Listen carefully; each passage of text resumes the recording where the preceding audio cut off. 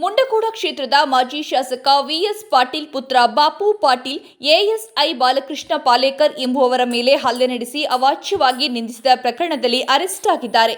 ಬಾಪುಗೌಡ ಪಾಟೀಲ್ ವಿರುದ್ಧ ಸೆಕ್ಷನ್ 353, 141, 143, 147, 323, 353, 504, 506, 149 ನಡಿ ಪ್ರಕರಣ ದಾಖಲಾಗಿದೆ. 2011ರಲ್ಲಿ ಮುಂಡಗೋಡ ಅರಣ್ಯ ಇಲಾಖೆಯ ಐಬಿಯಲ್ಲಿ ಕುಡಿದ ಮತ್ತಿನಲ್ಲಿ 15 ಜನರ ಜತೆ ಸೇರಿ ಎಎಸ್ಐ ಮೇಲೆ ಹಲ್ಲೆ ನಡೆಸಿದ್ದ ಆರೋಪ ಬಾಪು ಪಾಟೀಲ್ ವಿರುದ್ಧ ಕೇಳಿಬಂದಿತ್ತು.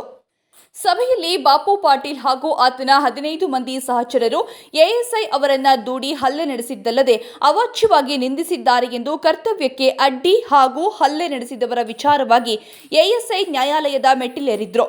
ಮುಂಡಗೋಡ ಜೆಎಂಎಫ್ಸಿ ನ್ಯಾಯಾಲಯ ಪ್ರತಿ ಪ್ರಕರಣದಲ್ಲೂ 3 ಬಾರಿ ವಾರೆಂಟ್ ಹೊರಡಿಸಿದ್ರೂ ಬಾಪು ಪಾಟೀಲ್ ಹಾಜರಾಗಿರಲಿಲ್ಲ.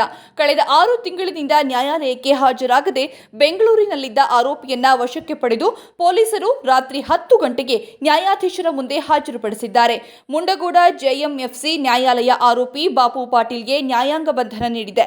ಸದ್ಯ ಆರೋಪಿಯನ್ನ ಶಿರಸಿ ಸಬ್ ಜೈಲಿಗೆ ಶಿಫ್ಟ್ ಮಾಡಲಾಗಿದೆ.